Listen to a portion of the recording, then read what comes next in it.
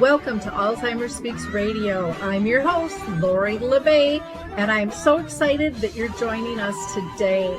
We are going to have a fascinating conversation as usual as we learn from people all around the world at all ages and stages of life. Stay tuned as we shift our dementia care from crisis to comfort. Here we go. What you think about, you will bring about dementia change. We will. Well, hi, everyone, and welcome to Alzheimer Speaks. We're going to have a fantastic conversation about a couple of authors talking about their new book, Alzheimer's, The Uncertain Journey. And this book is fabulous, loaded with great information, and I know you're going to enjoy the show. But before I introduce you to our guests, I always like to do a couple of shout outs. One, of course, is to have you visit alzheimerspeaks.com. There we have a whole section of free educational resources that you can participate in, from being a guest on the show to, if you're living with dementia, participating in our Dementia in the Arts or our dementia chats, submitting poetry, downloading tools, reading our blogs, and so much more. I also want to direct you to Dementia Map, which is our sister company, which is a resource directory that has over 150 categories that you can search. And maybe you listening have a service, product, or tool. We'd love you to be part of the directory.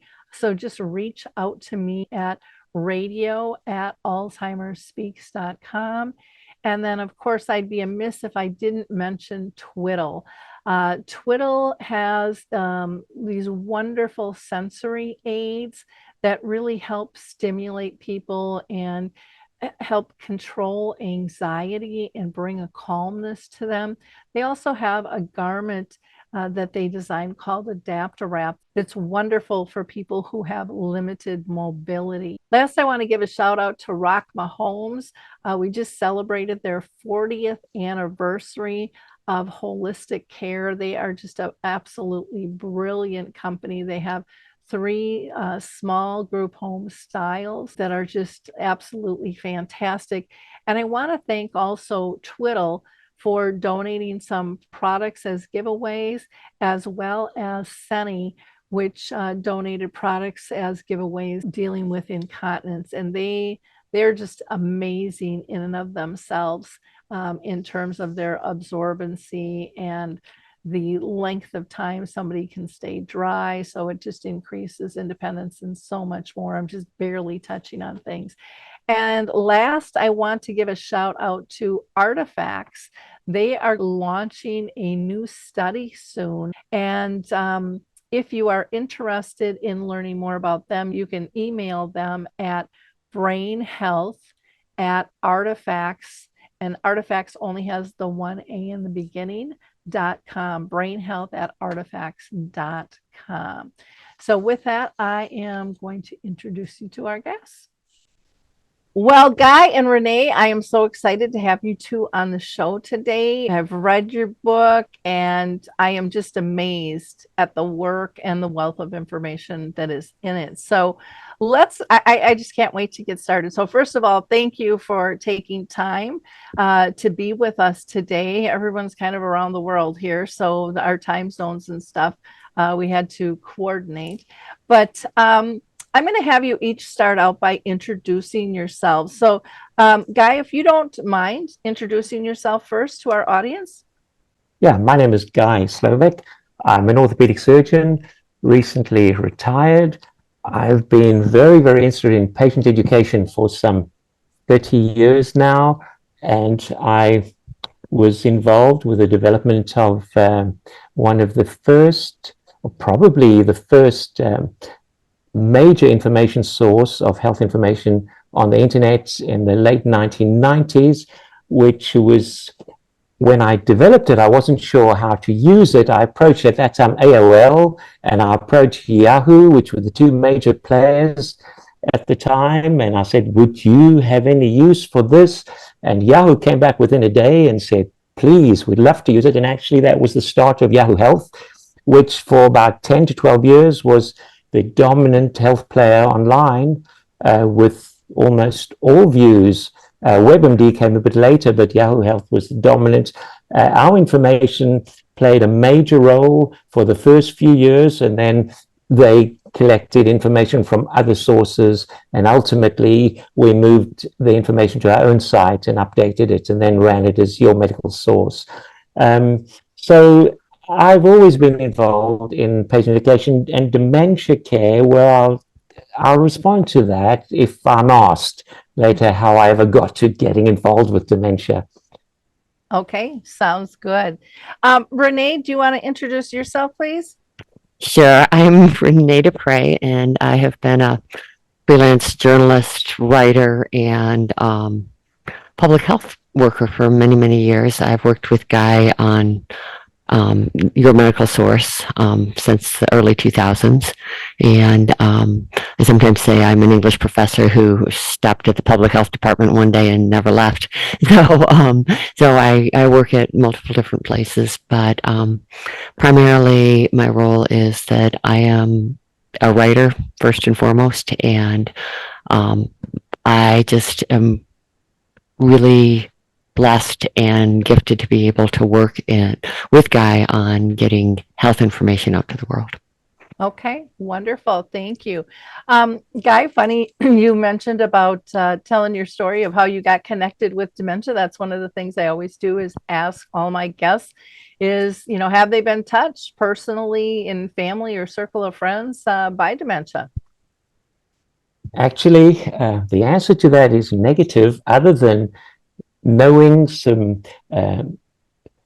say, friends family who have been affected, but my close family, fortunately not. However, in collecting all this information back in the 1960s and how I actually got involved, you may remember Al Gore from back then in the late 1990s. He made this speech about the internet. And about the day after that speech, I wrote to him. And this was like, I felt this new internet, whatever it may be, was going to be probably the crucible of information for the world in the years to come. And that propelled me to try and get a source of information, health information together that would be unlike anything other that's been done before. And to achieve this, I identified world leaders in various disciplines, be it high blood pressure, asthma, and Alzheimer's was one of the hundreds of disciplines. And then I identified the key leaders and wrote to them and invited them to submit manuscripts, and then we would rewrite those. And so one of the manuscripts that came in, head and shoulders above all others, was the one on Alzheimer's, but it wasn't about Alzheimer's, which what it was supposed to be, what is Alzheimer's, etc. It was more about caring for people with Alzheimer's. And when I read this manuscript, I was a young doctor, newly qualified, and I was so touched by this, because to me, it wasn't just about people with Alzheimer's and dementia. It was about older people in general. And truly, it affected the way I view older people. I was young at the time, and it affected me in such a way that to me, an older person at the time was a patient. He's just another older patient. But suddenly you could see, after reading this, a whole life story behind each and every person. And my attitude, the way I practice medicine, became so affected by this. The long and short of this, I felt this could not simply go up online as another article. I'm going to hold this back, and one day we're going to turn this into a book. But unfortunately, too many years passed. But I had met Renee in the interim, and I knew it could only be Renee that could help me achieve this. But we had so many other articles to work on, to develop for Yahoo. So ultimately, we got to this, and at last we've managed to publish it. But that's the story. Maybe not in short, but that's what it is. Okay, great. Well, how interesting. It's, it gets back to that core of, for each of us, a lot of times we don't think we have that big of effect in the world or on individuals. And it just shows how, that manuscript affected you greatly. And then you sharing it with Renee, and then, what has evolved in terms of your work in general, and, expanding that to, again, your book, and how that's going to impact so many people, that ripple effect in terms of, again, how we all are gifted in our own little ways, and we don't always understand the power of one that each of us holds. Renee, how about you? Were you personally touched by dementia in your own family or circle of friends? Yes, I've been actually very deeply affected even since childhood. My grandfather, who was a tall, powerful former lumberjack, an Irishman, was struck one day with Parkinson's. And he developed Lewy body dementia.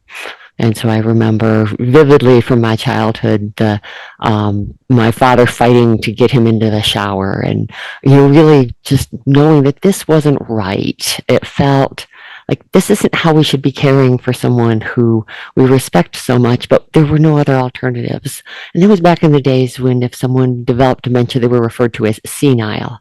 Remember that word? And then my grandmother, my maternal grandmother, it was my maternal grandfather, and my maternal grandmother likewise developed dementia toward the end of her life. And watching my mother try to care for her with much more compassion. It was a few years later we understood more, but still, a tragic story that because she couldn't communicate, she loved beets. And one day my mother brought her beets to eat, and the next day the nursing facility, somebody noticed some red in her stool and thought she was bleeding.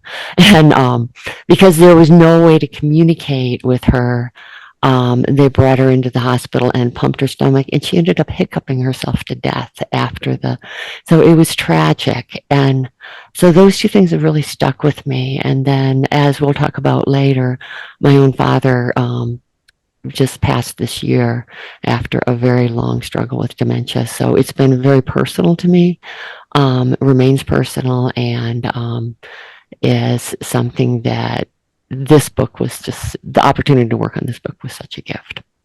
Wow. Because of that. It is interesting, again, how these moments in time can kind of change the trajectory of our lives and what's important, and our missions. I had a friend who said to me one time, she's like, how did you get into this space? And I said, well, my mom lived with dementia for 30 years. And she said, no, how did you really get into the space?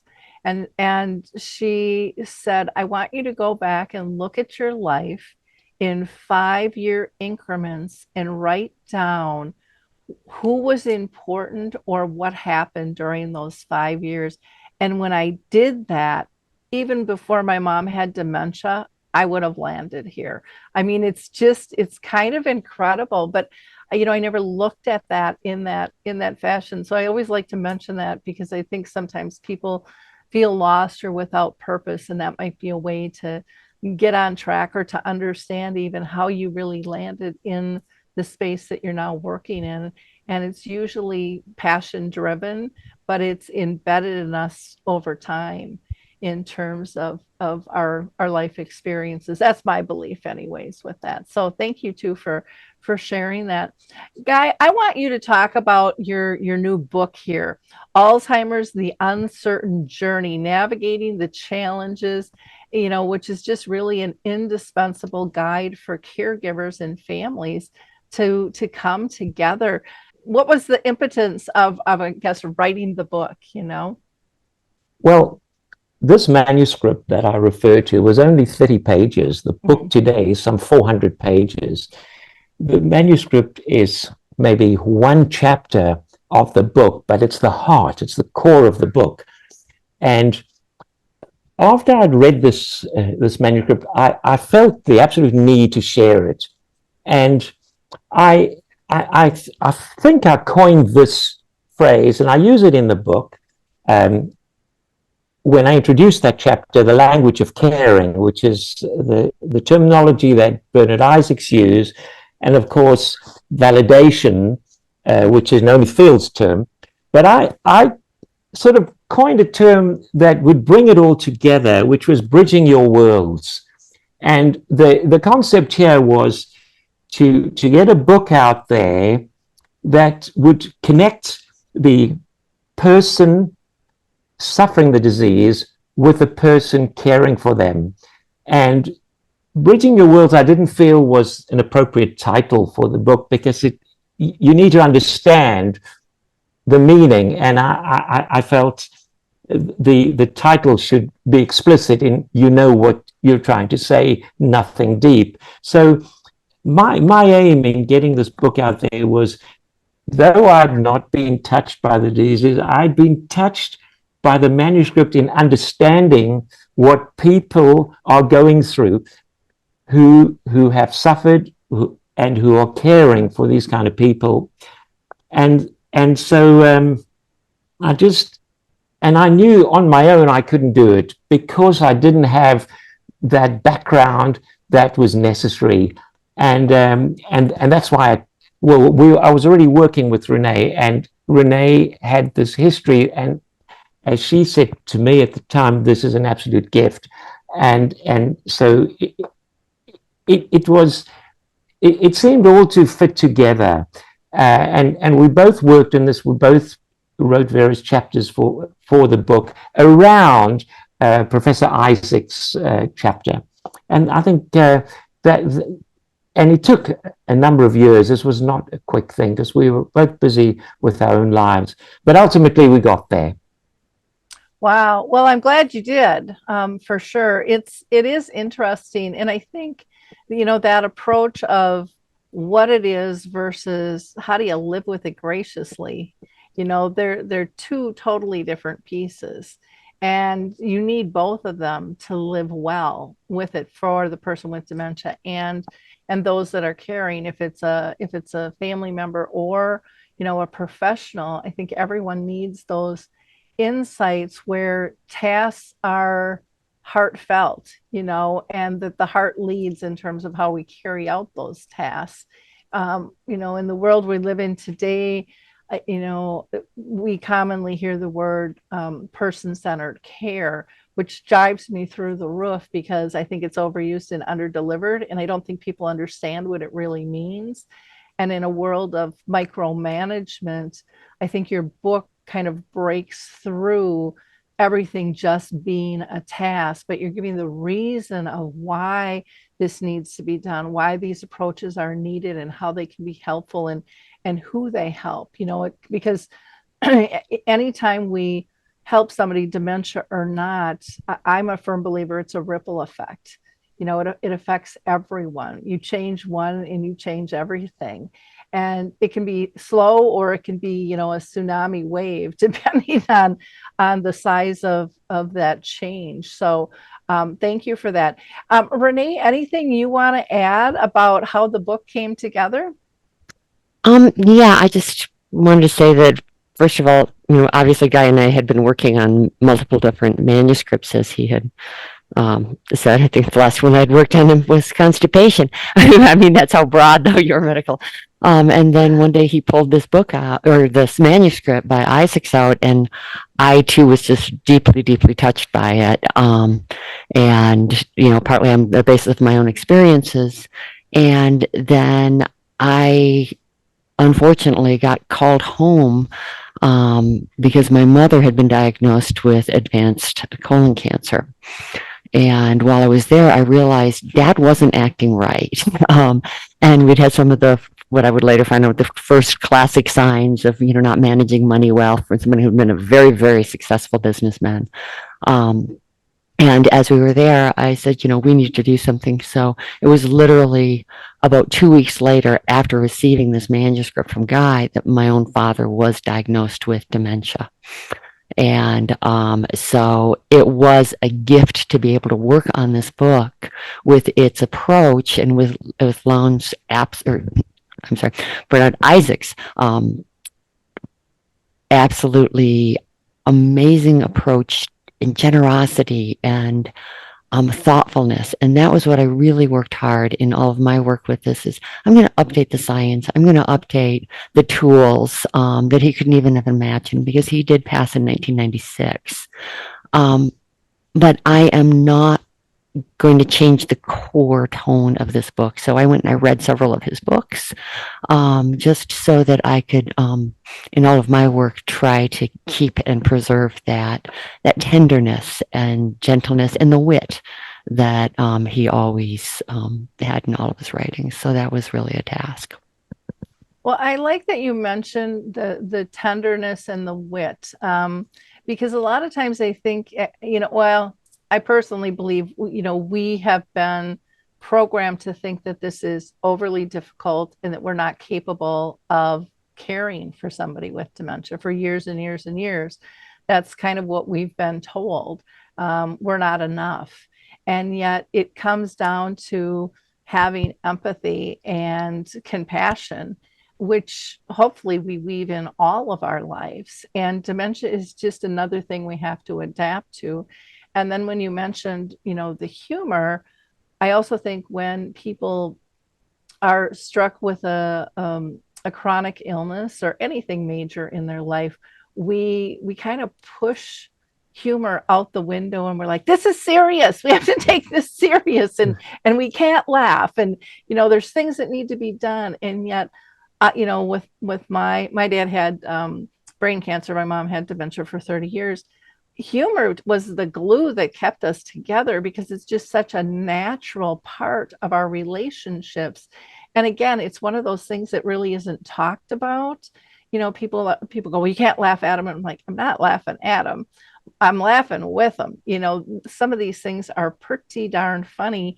And those are the things that for me, my mom's been gone 10 years now. Those are the things I love remembering us laughing together at goofy little things that happened in our lives, and again, it wasn't laughing at one another, it was laughing together and just recognizing that that's an important piece of our relationship that I think keeps us bonded, keeps us grounded, and keeps us balanced. And when we take things too seriously or we make them too complicated, our stress levels as a care partner go up, and then that is projected and absorbed by the person we're caring for, and then it's kind of mirrored back at us, and then we point our finger going, well, they're agitated, and they're like, they were fine before we walked in the door, and getting us to understand our multisensory connections and the importance of slowing down just to pay attention to one another, because not all of our needs are projected in words. And I think I have seen and I have heard repeatedly from people that, when a disease comes, they just want someone to tell them what's wrong. How do I fix this? What do I do? And they don't know, they're in the dark just like anyone else. This is all new to them as well.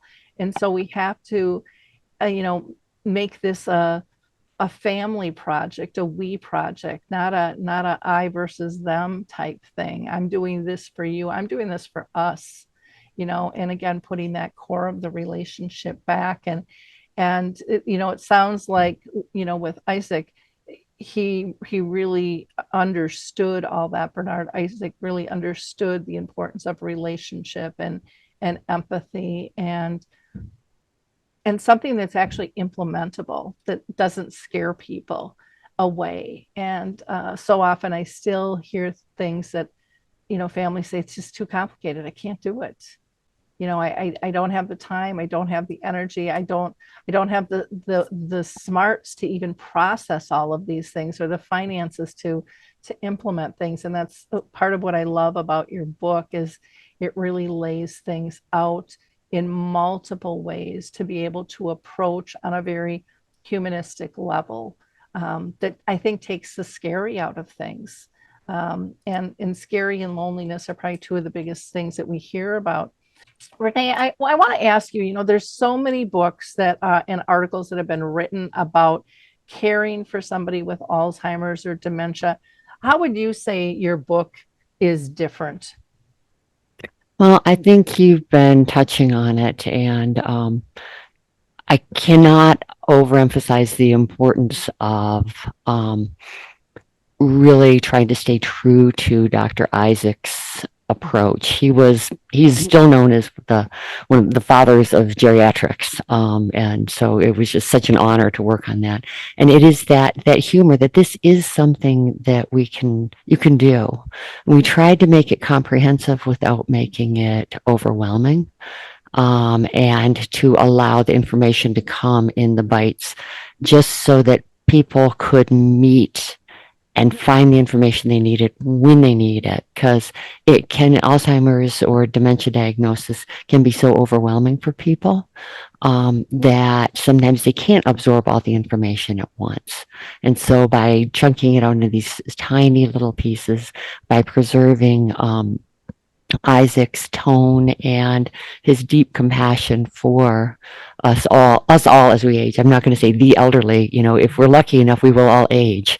So I think that to me was one of the most significant parts of the book. And, we worked really hard to also assure that the science is accurate, it's up to date, and that it is understandable. And so those are a couple of things we worked very hard, because the pathophysiology of Alzheimer's is still not fully understood, or other dementias. We understand more about some and less about some. But we wanted to be sure that when we wrote about it, it was in a way that anybody could understand. So our commitment to what is now called health literacy in the book, I think, is also unique.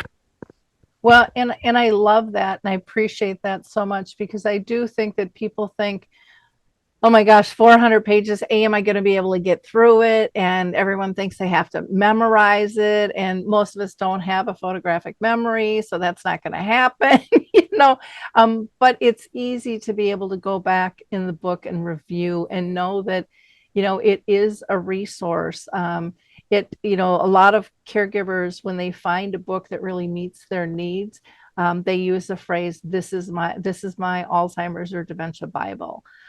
This one I won't borrow out. I will tell people, go buy your own, or I'll gift them one. But I want this as a resource, because they find such great information and wealth of knowledge, and I think even more so, comfort. And when we're comfortable, I think we can care better, when that stress is removed, when we're not just, running around like feeling like a crazy person, like there's not enough time in the day to do what I have to do. But when you find something that really feels, kind of like a security blanket, you don't want to let go of it. And I think that's really what you've developed in your book for many, many people with that. Guy, would you like to add? Yes, I would. Interestingly, just a couple of days ago, we got a review back from the St. John's Dementia Resource Center, and I think they're quite an eminent organization. And they wrote, which I think answers your question too, one cannot think of a topic important to caregivers that is not covered in some way within the pages of this book. Carry this book with you. I'm not pushing the book, I'm just wishing to pass on what this reviewer wrote. Carry this book with you, mark the pages of importance, and jot down notes in the margins.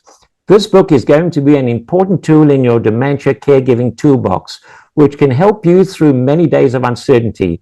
With this news book in your library, you will be equipped with information, ideas, experience-based advice, and background to be your loved one's best dementia advocate. And I was thrilled with that, because it really says what we wish it would do.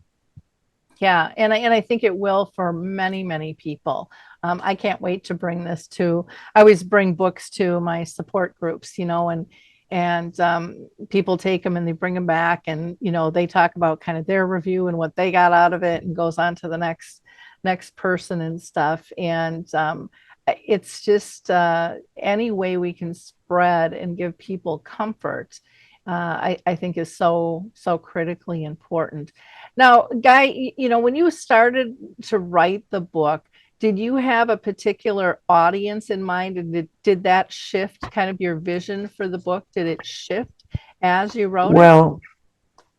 Well, honestly, the intention was to aim this at those caring for people with Alzheimer's and dementia. And I think, if anything, the focus changed more toward Alzheimer.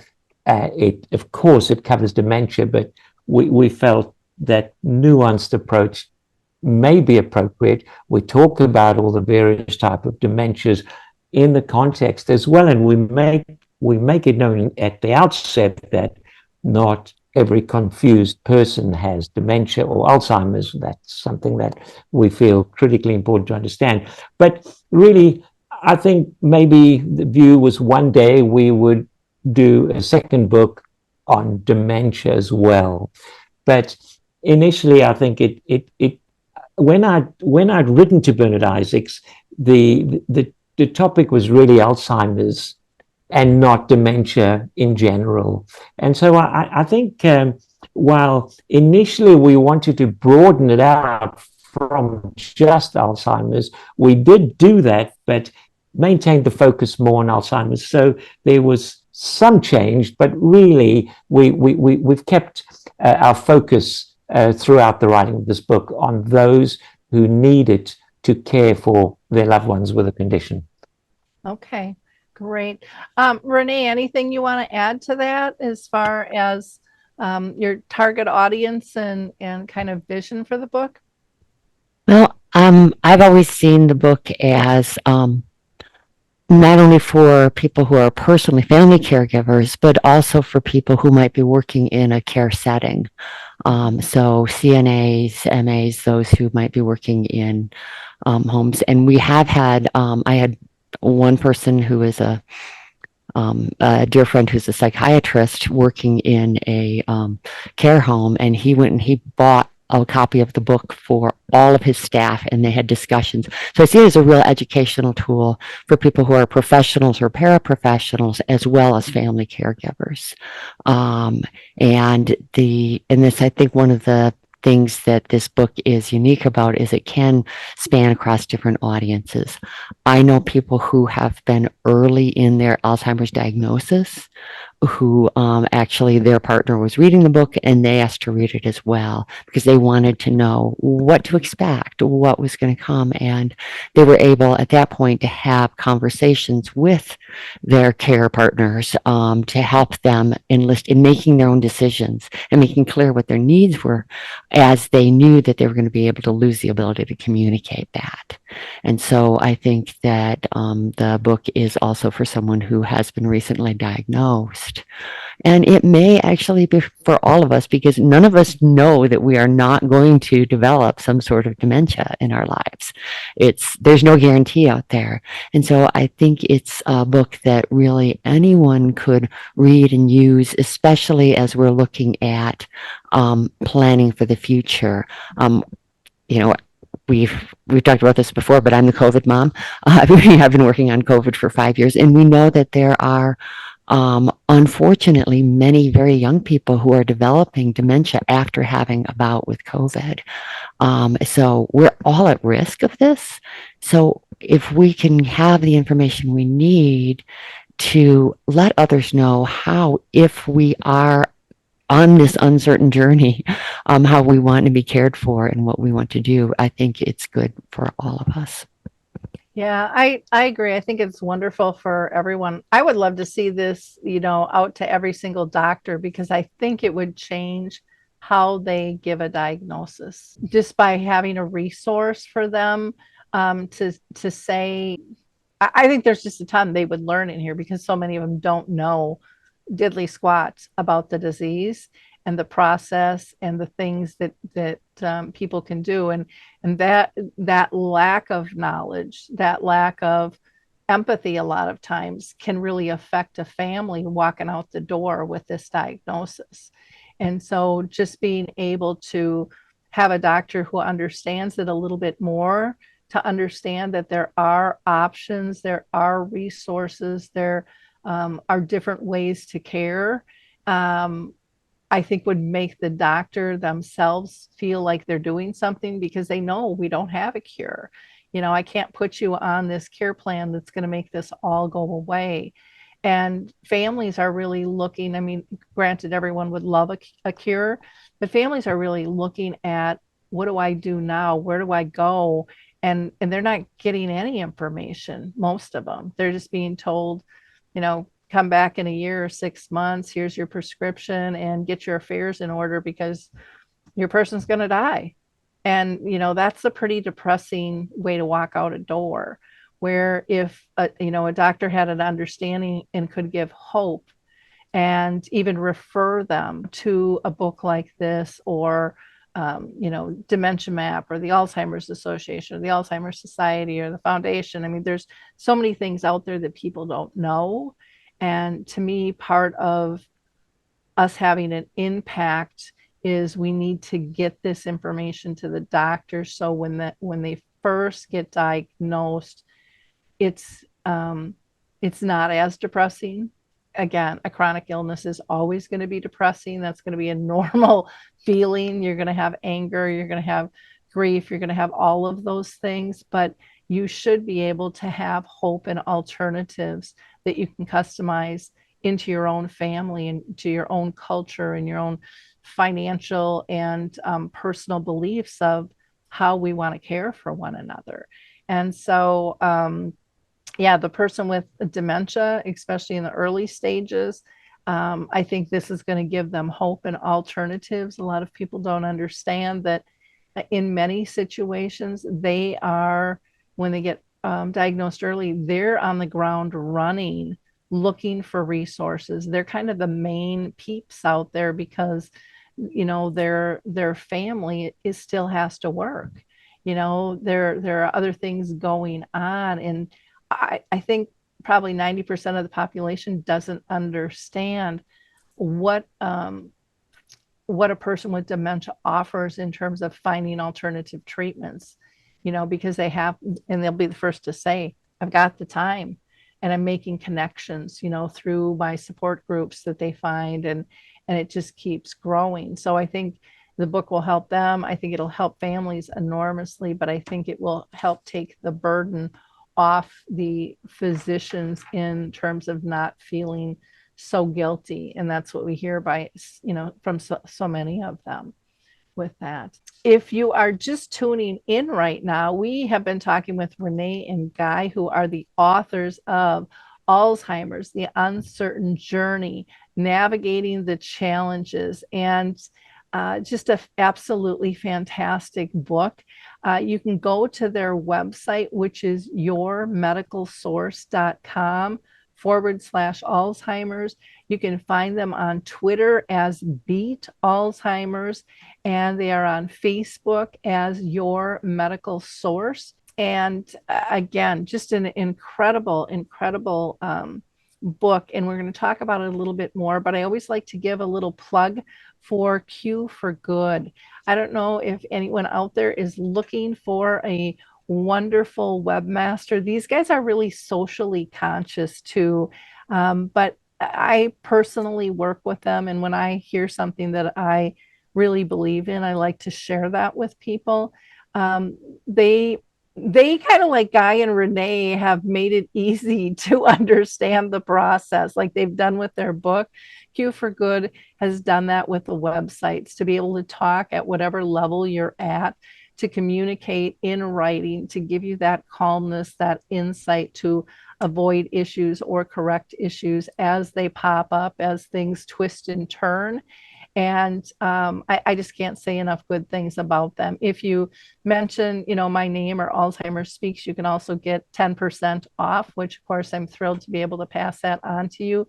But you can just go to qforgood.com, and again, just absolutely incredible to deal with. So with that little plug, let's go back to Guy and Renee. And Guy, I'm going to throw this one to you first. On your book, it lists, of course, you and Renee, and it lists Dr. Isaac, but there's also a fourth person listed as an author. So Can you tell us a little bit? We've heard about Dr. Isaac, we've heard about you and Renee. Who is Candace, and how did she, come into the fold with the book? Candace was writing her own book, and I was part of a group of authors who were planning to publish.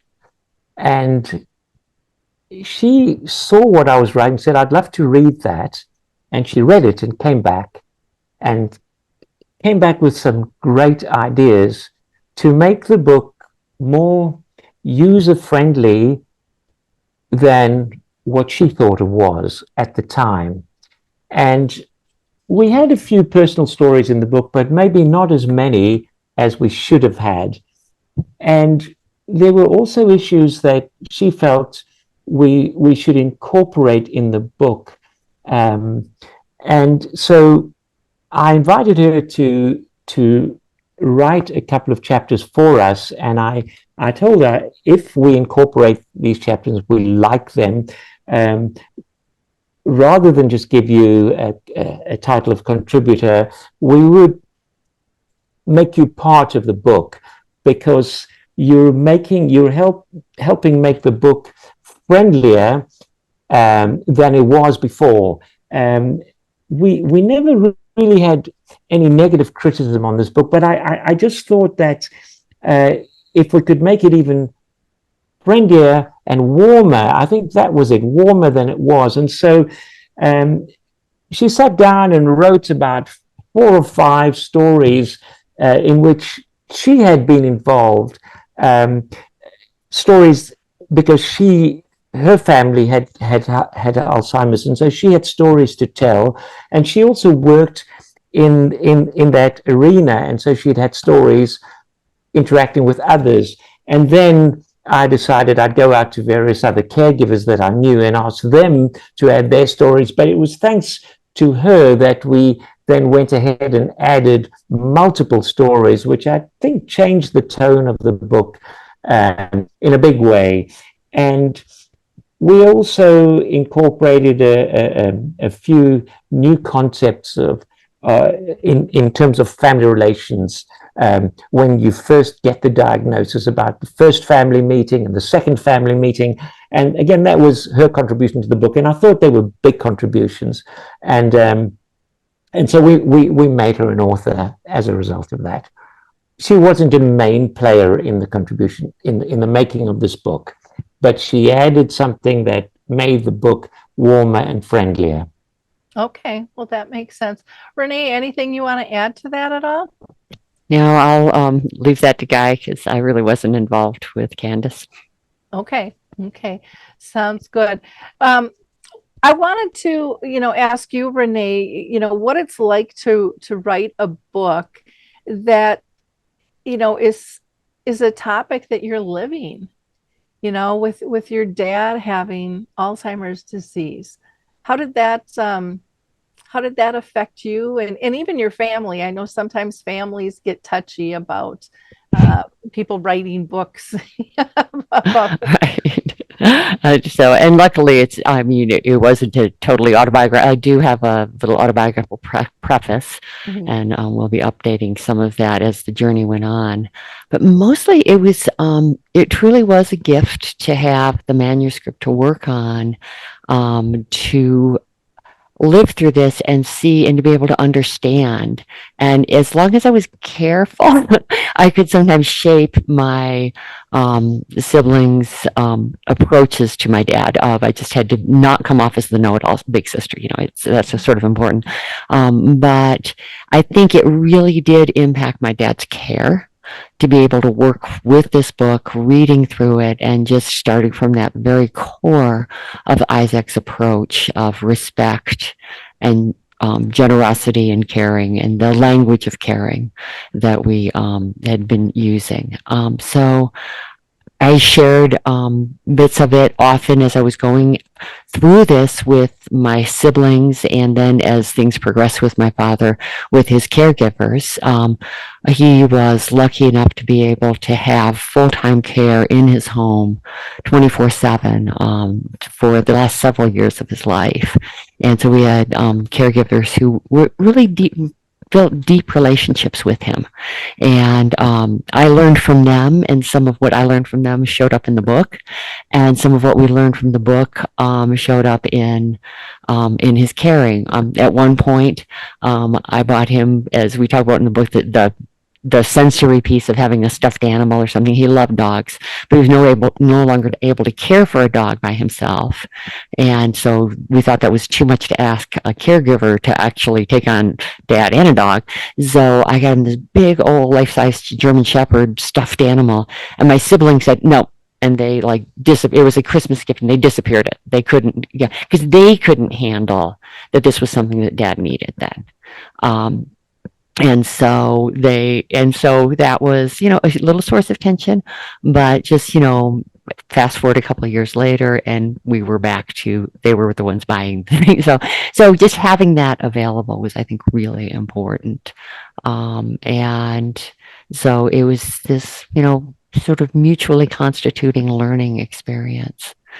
The sensory dog, and, bringing the comfort, and that people look at it like, oh, that's childish, can't do that, that's not dignified. And it's like, no, you're so missing the point on this. It's about comfort. Right. It's about making the person comfortable. And for me, that was a big lesson, because I was very task oriented when I stepped into this, and do this, do that. I'm a planner. I'm kind of a type A personality. I'm going to control the world type deal. And one day when I lost it with my mom, when she repeated herself, like 45 times in 10 minutes, and I yelled at her horribly, and I felt, I just, it still stays with me that I yelled at her the way I did, because I know better. And she, of course, forgot all about it, but I didn't. But it taught me that I had to approach caring differently. And so, I created a tool called Your Memory Chip, which brings people down to, what is most important. And for me, I kind of went back to Maslow's theory, to baseline. Is she safe? Is she happy? Is she pain free? And that's what these sensory aids do, is bring people into that comfort zone. And I think, sometimes people look at Alzheimer's and dementia as this invisible disease that, well, they look okay.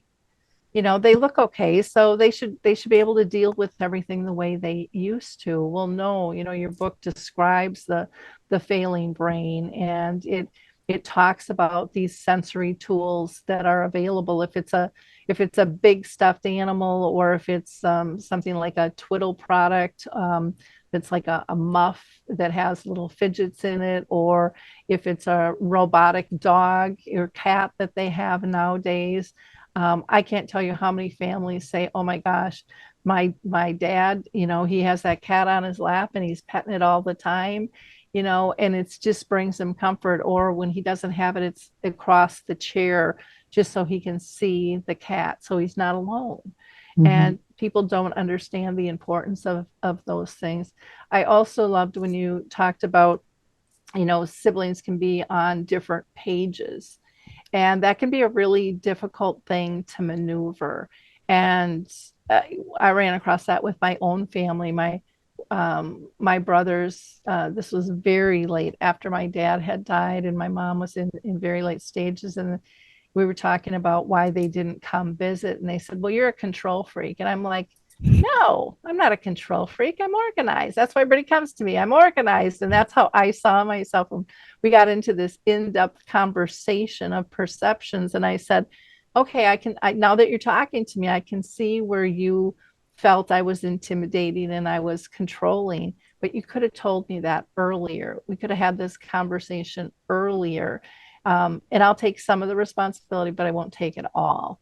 It's not a blame game. It really is a chess game where you have to work together to maneuver, your strategies with everything. And the only way we do that is through experience and having a comfortable conversation where people aren't threatened.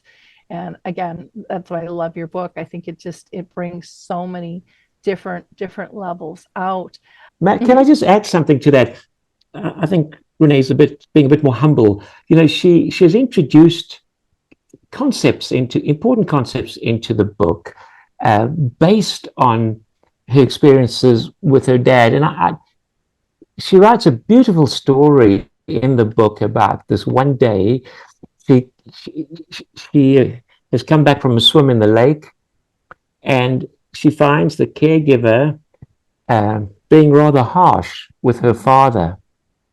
He had been eating some ice cream before his dinner, and the caregiver was maybe too strict, too strong with him.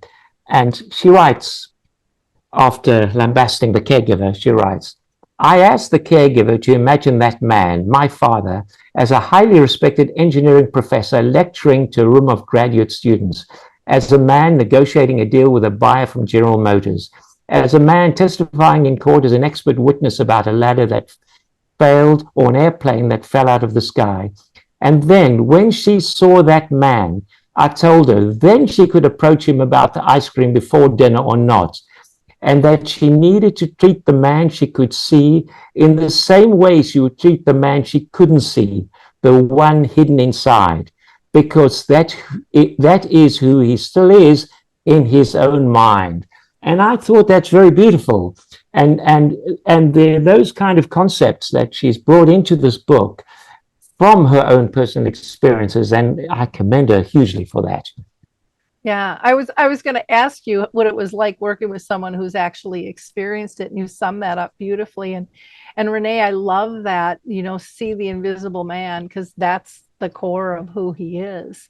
That never leaves. And yet we live in a society where people judge us from the outside. And so it works against us in many fashions. So when someone is early diagnosed, they look fine. There's nothing wrong with them. And then when their appearance maybe changes and their abilities change, then they want to, hold on to what they see and then think that there's nothing more than that. But I can't tell you how many people, told me to just walk away. Well, she doesn't remember you. So, you don't need to go back. And what I found was there were two different camps. One would ask, for example, how my mom was, and they really truly wanted to know, and they wanted to support me and my family in caring for her. And the other camp wanted to give permission for us to walk away because they couldn't emotionally deal with it. And so, just leave it alone, Lori, so we don't have to have this conversation because it makes me nervous. And that shocked me. I wasn't expecting that. Renee, did you find that at all in your journey? Yes, definitely. I found people who were just like, well, okay, he's got Alzheimer's. Okay, we're just basically going to write him off, forget, and then I found others who were still there and still really, really genuinely interested in his care, in his well-being.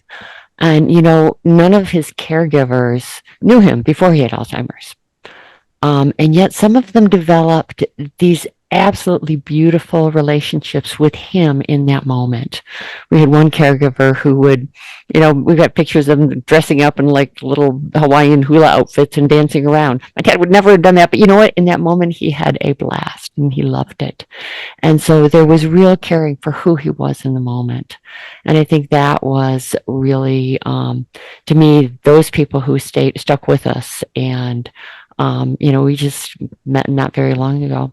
And the other thing is, even when it seems like people are not there or not cognizant, there can be these moments of connection. The last time I saw my dad, I went and bought a loaf of, I don't know if you remember, hillbilly bread with that little white packaging so it's a soft bread, but it pretends to be kind of healthy because it's got a little bit of bulgur wheat in it. Well, that was what his mother, my grandmother, would give us for dessert. That with some oleo and or margarine and strawberry jam. That would be dessert because they were poor farming family, and that was what she could afford for dessert. And so I said, I'm going to go buy some. So I got some, and I put some real butter on, and gave him a piece. And we got there, and he picked up the loaf of bread, and he was like, I recognize this. This is after he'd been. So those moments, I think, were gifts to him and to me of recognizing. And on the last time that I saw him alive, he knew it was the last time. He'd been hardly able to stand up. He had been hardly, there'd been a couple of times when we'd actually called the hospice nurse wondering if he was beginning to transition. And then we packed our bags and we're heading out the door to catch the airplane. And suddenly he stood up on his own and gave my daughter and I a goodbye hug. Wow. And he knew who we were. Up until then, the only thing I could have said was, Dad, we're family. We're family. That registered. I couldn't say who I was, just say we're family. And that's all that mattered. But he knew who I was and he knew who my daughter was. And that was the gift, the final gift he gave us. And there's so many of those when we step forward and are in the moment and allow those things to happen.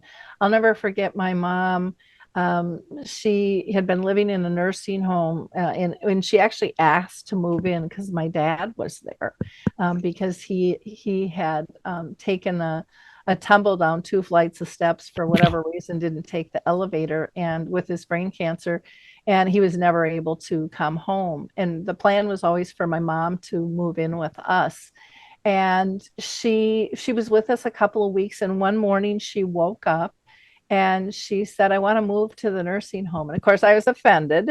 Like, what's wrong? What do I need? I need to do better. You know, we talked about this. This was the plan. And she just looked at me, and this is a woman who could not look out the window and know if she should put on sandals or her snow boots. And she looked me directly in the eye and said, we've been married 49 and a half years, and I'm not abandoning him now.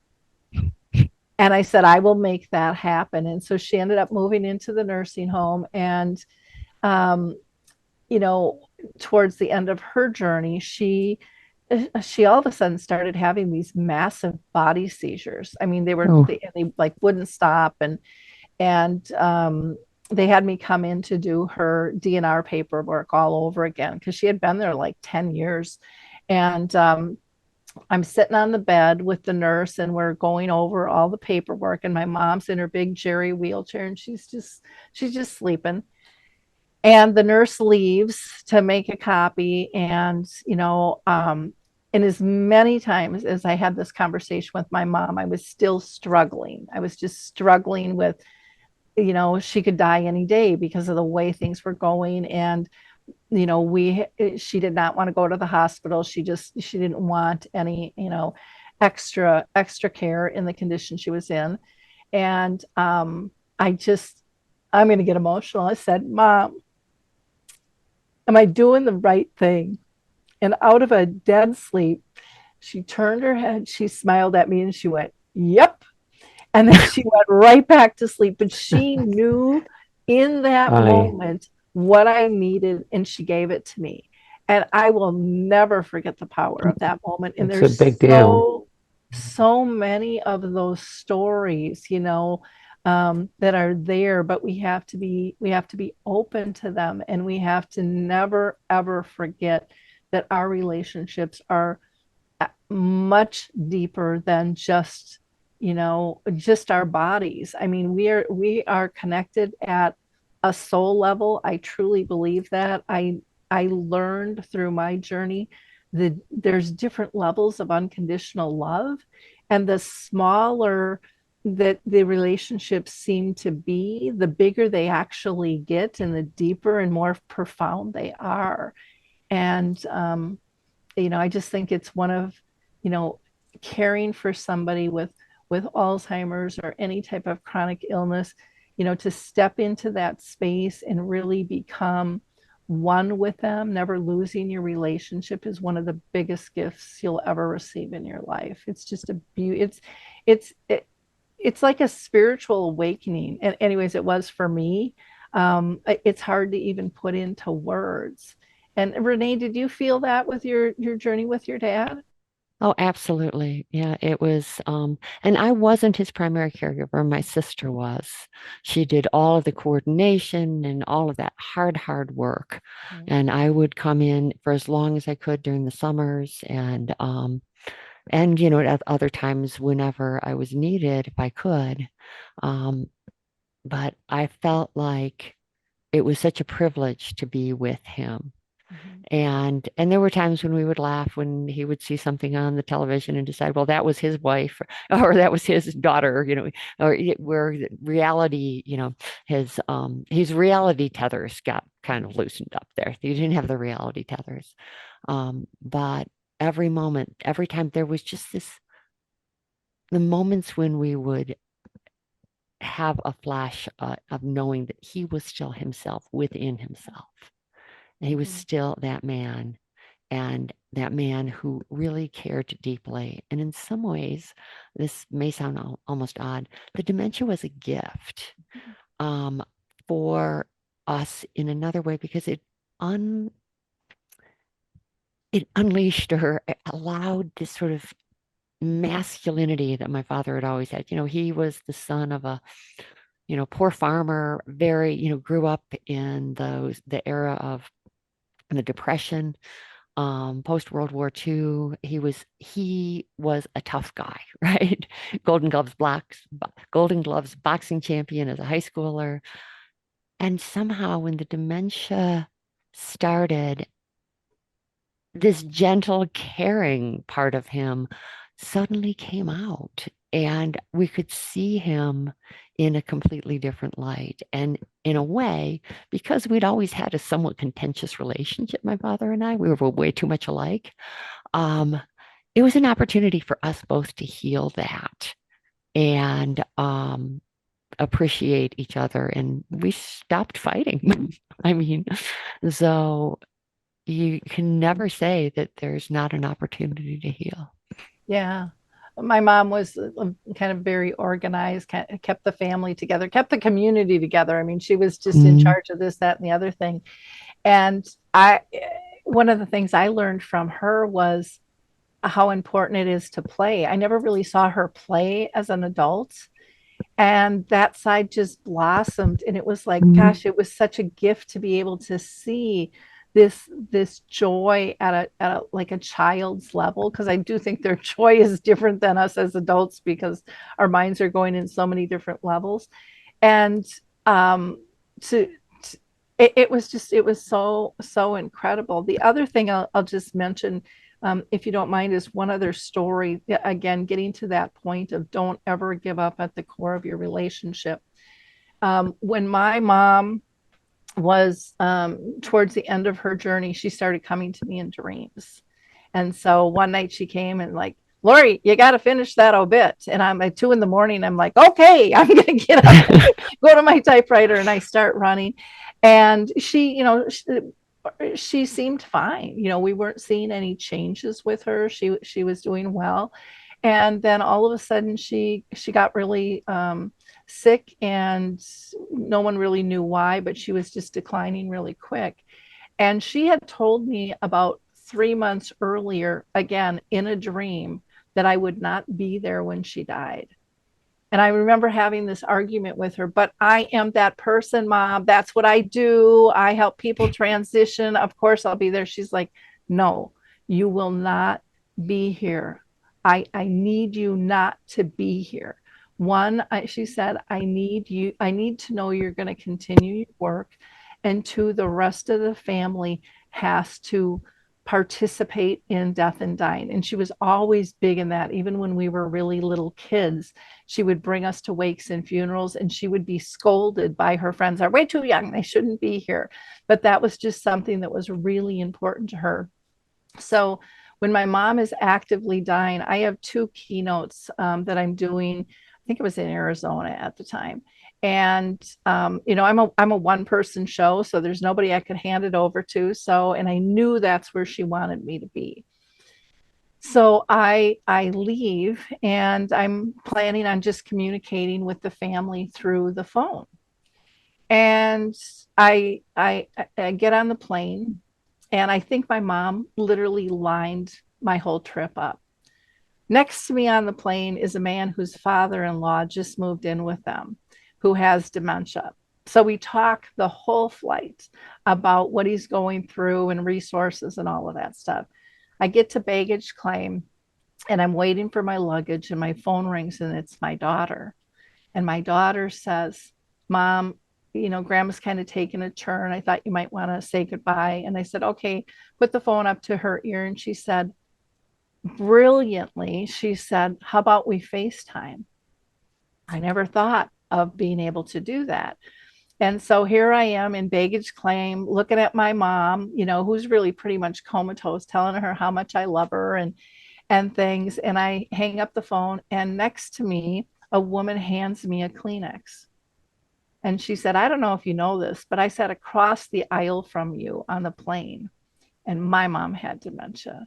And my gosh, I wish I would have known you at that time, because I learned so much and I got so much comfort eavesdropping on your conversation. Then I get to the hotel, I get another call. We end up doing a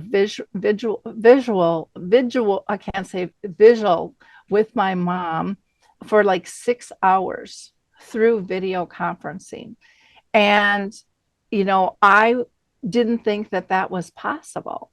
And so I have an older brother who was kind of getting out of line, and he was irritating everybody. And he was saying some things that were just uncomfortable about mom dying and stuff. And from a distance over video, I could put him in place. And the room cracked up with laughter. The tension was broke, and things moved on. So people can always participate in this. But the main story that I really wanted to tell was when I went to my keynote the next day, I called and I talked with my mom, and I said, Mom, it's time for me to do my keynote. And we always agreed we were in this together, so I expect you to be there. And, everyone in the room's like, are you crazy? Mom's comatose. She's dying. You're telling her to show up. So I go on stage, and I actually tripped going up the steps. I didn't fall, but I just kind of tripped. And I looked up, and the room was bright white lights. There were just orbs all over. It was blinding. And at that moment, I thought, she's either past or she's present here. And I do my spiel for 2 hours. I get off the stage. I call to see how my mom's doing. And my daughter goes, Mom, you're not going to believe this. She said, but when we hung up right before you went on stage, Grandma's body got so hot and so red. And we did everything you said. We got big packages of washcloths, and we were trying to cool her down. And, we were doing everything you told us, and we could not cool her body down. We didn't know what was going on. And she said, but what was really weird, she said, about 10 minutes ago, she started cooling down. And I said, honey, that's when I got off the stage.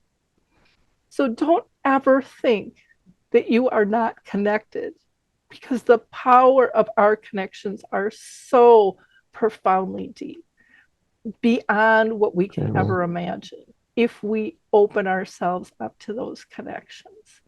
And again, I think with your book is really helping people not let go of those relationships and helping them build into adapting to a new world and a new lifestyle. And I think everything that we learn with dementia is applicable in all of our lives.